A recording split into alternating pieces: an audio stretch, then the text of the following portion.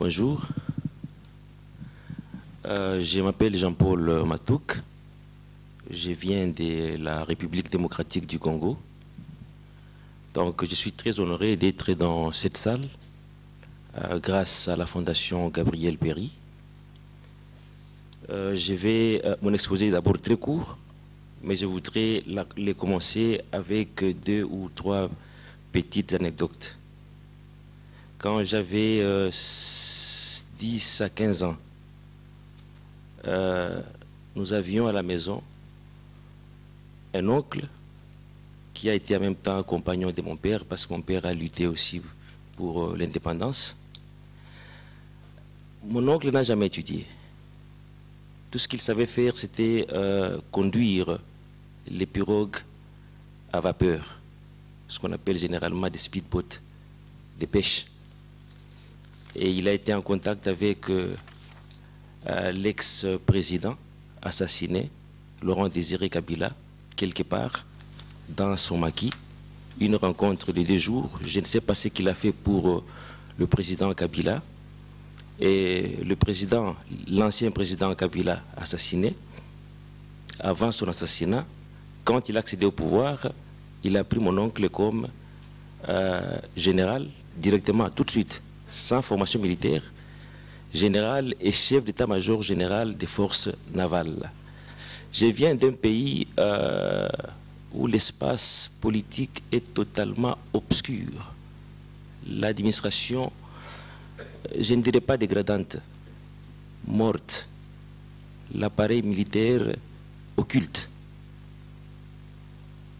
Si je dois faire un exposé de type classique, je vous prendrai 4 heures du temps. Si je suis, comment on dit, si je me résume. Mais là, ce qui m'intéresse, ce sont des solutions. Je vais aller tout droit aux solutions qui sont, à mon avis, des solutions d'ordre pratique. Si les États peuvent accepter de respecter les normes. Le micro n'est pas bon, parce que je ne suis pas à l'aise. Ok. Voilà. C'est bon. Les instruments juridiques, conventions, traités, protocoles, sont d'abord des déclarations politiques. Donc lorsqu'on parle des lois, ne vous en faites pas, il y a politique dedans. Ce sont des déclarations politiques. Les États manifestent la volonté de réglementer, de réguler une situation, et puis après on constitue des groupes d'experts pour pouvoir élaborer ces cadres juridiques afin de permettre de gouverner une situation donnée. Et les cas qui nous concernent, les armes légères et des petits calibres. L'intitulé de mon exposé, c'est « Instruments juridiques applicables en matière de contrôle des armes légères et des petits calibres, ALPC en sigle, applicables à la RDC, mais alors comme outil pour la bonne gouvernance en matière de lutte contre la militarisation et les désarmements ». Avant de venir ici, 2 mois avant, j'ai fait une petite enquête. C'est ce que j'ai fait généralement lorsque je suis invité dans une conférence. Nous avons un groupe appelé, dans ma langue au Congo,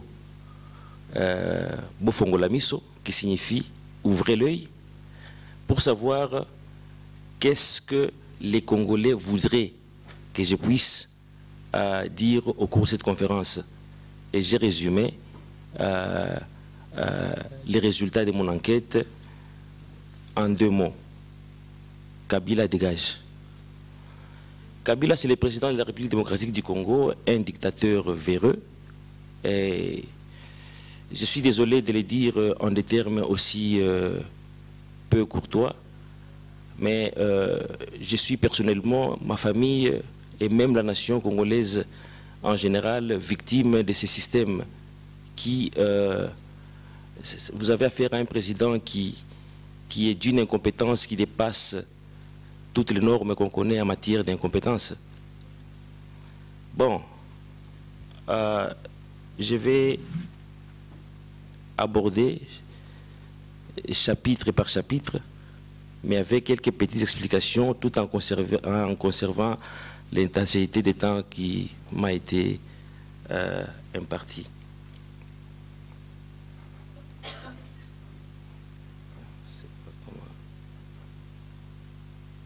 Voilà. J'étais au téléphone, j'ai reçu la nouvelle de la naissance de mon bébé, mon premier bébé.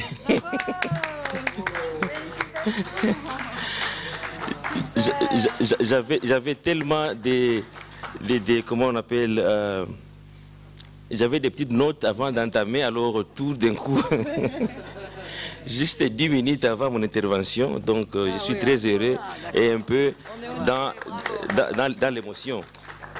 Sinon, j'ai une façon de faire mes exposés. Bon, instrument juridique. Bon, la RDC, parce qu'il faut que je parle de la RDC. Avant de venir ici, j'ai eu quelques notes spontanées. Une autre qui disait, dans ma langue aussi, Ambia Bazungu Baturumie. Donc dites aux Blancs de nous pardonner. Il ne s'agit pas de vous. Donc on parle des responsables occidentaux ou les chancelleries qui servent des couloirs de financement des multinationales. Parce que le président Kabila fait tout ce qu'il fait, mais avec la bénédiction de certains gouvernements, pas seulement occidentaux, mais aussi des pays voisins comme le Rwanda. Donc je dénonce ici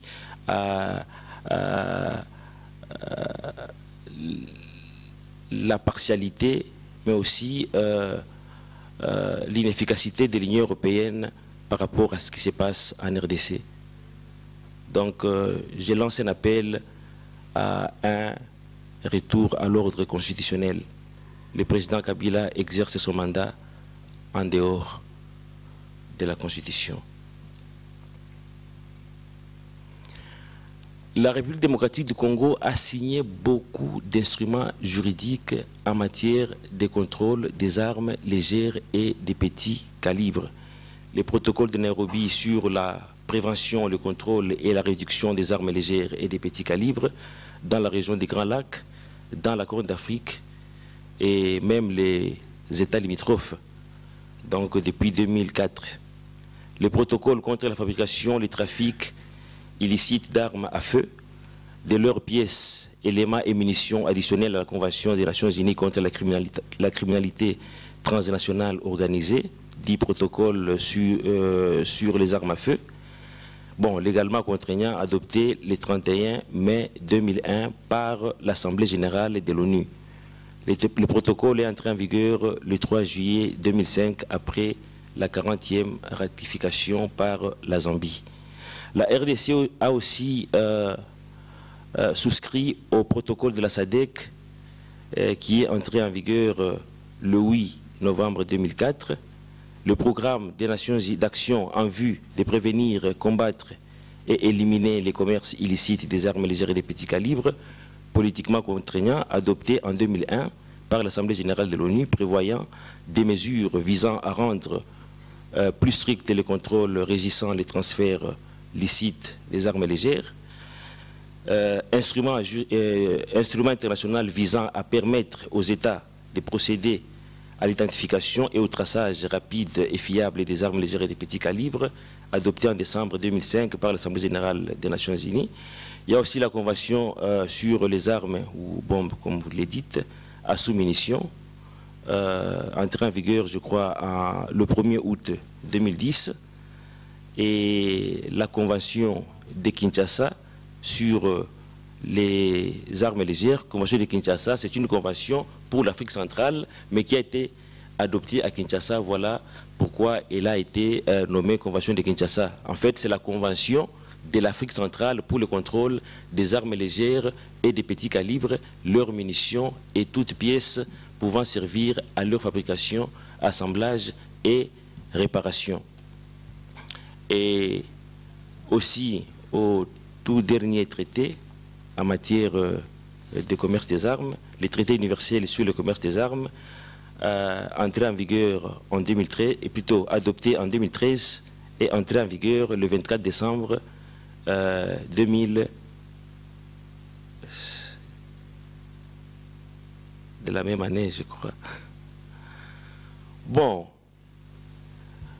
vous avez une surenchère de littérature juridique autour des mêmes dossiers, les armes légères et des petits calibres. Et à chaque fois qu'un État signe une convention, la convention fait obligation à l'État d'adapter ou sinon d'actualiser, d'harmoniser ou de légiférer carrément s'il n'en a pas des lois en rapport avec la convention. Il me semble que l'élaboration des lois sont coûteuses au niveau des parlements parce qu'il faut constituer des commissions, il faut payer les personnels qui sont commis plutôt aux discussions, débats, négociations, élaboration de ces traités. Donc face à cette surenchère des littératures, face à tous ces traités, finalement, il y a un problème, n'est-ce pas, de conformité des lois et on ne sait plus à quoi se fier ou se vouer pour pouvoir gérer et contrôler les armes légères et des petits calibres. Mais ce qui m'intéresse ici, est-ce qu'on va, on va beaucoup parler de la Convention de Kinshasa, donc qui est parmi les plus récents ou les plus récents en Afrique. Cette convention a la particularité, bon, nous allons évoluer. Bon, la Convention de Kinshasa fut négociée dans le cadre du Comité consultatif permanent des Nations Unies chargé des questions de sécurité en Afrique centrale, UNSAC, adopté à l'unanimité le 30 avril 2010 à Kinshasa, en République démocratique du Congo, au cours de la 30e réunion ministérielle de ces comités. Bon, juste un petit éclaircissement. L'Afrique centrale est une zone géographique, on va y arriver, qui compte physiquement 11 États. L'Afrique de l'Ouest en avait adopté aussi une qu'on appelait Convention de la CEDEAO. L'Afrique centrale a aussi une communauté économique régionale, la CEAC. La Convention de l'Afrique de l'Ouest s'appelle Convention de la CEDEAO. Mais celle de l'Afrique centrale n'a pas été appelée Convention de la CEAC parce que un de ces 11 États se situant dans la zone géographique de l'Afrique centrale n'était pas membre pendant le moment des négociations de la CEAC, en l'occurrence le Rwanda, qui avait claqué la porte à cause de ces problèmes classiques que vous connaissez avec la France, parce que sur les 11 États, 8 étaient francophones, à part Sao Tomé Principe, la Guinée équatoriale et l'Angola qui sont lusophones, donc des pays qui parlent portugais. Et cette convention a été servie en même temps comme instrument pour récupérer, entre guillemets, ce qu'on appelait l'enfant perdu de la CEAC, le Rwanda. La démarche a réussi. Aujourd'hui, le Rwanda est à nouveau membre de la CEAC, mais dommage, parce que le Rwanda n'était pas membre de la CEAC au moment des négociations, les dépositaires de la convention qui avaient été choisis n'étaient pas le secrétaire général de la CEAC, comme c'est le cas avec la CEDEAO, mais c'était le secrétaire général des Nations Unies, tout simplement parce que le Rwanda était aussi membre des Nations Unies, mais non de la CEAC, pour éviter le poids de l'opposabilité, n'est-ce pas, des injonctions administratives et politiques, étant donné que le Rwanda n'était plus membre de la CEAC. Bon. Voilà, vous avez la liste des pays, les 11 États membres du comité. Voilà. Donc l'Angola, le Burundi, le Cameroun, la République centrafricaine, le Gabon, la Guinée équatoriale, la République du Congo, la République démocratique du Congo, le Rwanda, Sao Tomé Principe et le Tchad. Ces États ont depuis engagé les processus de ratification. Bon, ça c'est le sommaire, on parlera de l'objet de la convention, zone d'application, j'ai déjà dit quelque chose là-dessus pour gagner du temps, l'historique, analyse, signature et ratification, autres documents régionaux et sous-régionaux. Et puis nous allons conclure. Pour l'objet de la convention de Kinshasa, tel qu'indiqué dans l'article 1er, est premièrement de prévenir, combattre et éliminer en Afrique centrale, le commerce et le trafic illicite des armes légères et des petits calibres, de leurs munitions et de toutes pièces et composantes pouvant servir à leur fabrication, réparation et assemblage. Les deux Cher objectifs... Jean-Paul, je crois qu'on est en train de dépasser un petit peu le temps, parce qu'on ne va pas rester... on ne va pas arriver à rester dans... Il y a encore un autre intervenant. D'accord. Donc, on peut laisser, peut-être, il y aura des questions qui permettront de revenir sur tous les sujets que vous avez évoqués. Donc, si ça peut se terminer en 1 minute, ce serait bien pour pouvoir laisser la parole à notre quatrième intervenante. Ok, c'est bon, mais je n'ai même pas encore fait la moitié des temps que les autres. Bon, justement, parce que j'étais en train d'évoquer les articles de la Convention, mais c'est important de comprendre que pour mettre fin à la guerre, parce que c'est de ça qu'il s'agit, chemin vers la paix. Pour parler de la paix, il faut carrément déconstruire la guerre. Et comment déconstruire la guerre? C'est par des solutions comme celle-ci.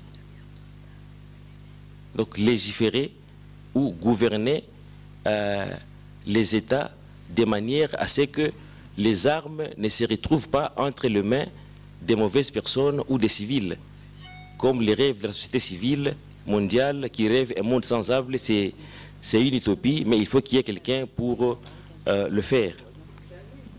Je suis venu principalement pour parler de l'expérience de la RDC comme cas symptomatique. Donc en conclusion, la RDC, signataire des 3 instruments sous-régionaux différents, mais n'en ayant ratifié qu'un seul d'entre eux, le protocole de Nairobi, et dont la capitale a pourtant, donc Kinshasa, a accueilli l'adoption de la Convention de Kinshasa, n'a démontré aucune volonté de traduire les dispositions des conventions dans son arsenal juridique. De facto, le chantier reste énorme avant de pouvoir plutôt atteindre l'objectif de réduire au silence les armes à feu d'ici 2020, visé par l'Union africaine avec sa stratégie de Silencing the Gun 2020. Et je termine par interpeller les participants, les organisations ici, qu'il y a un génocide congolais dont on ne parle pas. Les génocides des Congolais de la période de 1993 à 2003. C'est vrai que les phrases sont faites, la littérature juridique sur ce dossier est abondante, mais les Congolais meurent. Je pense qu'il faut un plaidoyer, il faut des voix qui s'élèvent ici en Europe pour mettre fin à ces carnages. D'où que je suis, je sens même l'odeur du poudre. Hier soir, le chef de mon quartier à Goma a été assassiné. Et c'est tous les jours qu'on vit ce genre de scènes. Donc j'interpelle les organisations de la société civile ici présentes, les acteurs de la paix, de pouvoir vraiment veiller à ce que des actions concrètes soient prises en faveur de l'RDC pour que le pays sorte de ces bourbiers avec plus de 109 millions d'hectares de forêts, soit le 2e massif forestier mondial. Le Congo devait être parmi les grands décideurs des équilibres des écosystèmes. Et il me semble même que le Congo pourrait être un jour, c'est une information à vérifier, une réserve mondiale en eau potable à cause, c'est un scandale hydrographique. Étudiez le Congo et vous comprendrez que peut-être que l'avenir pourra se jouer dans cette zone. La Belgique a été construite grâce au Congo. Pas seulement la Belgique, les smartphones que nous utilisons ici, c'est grâce aux minerais de la RDC. Et ces discours devaient au contraire être très intéressants si on m'avait laissé terminer à l'exploiter. Je vous remercie. Merci Jean-Paul. Et je crois que...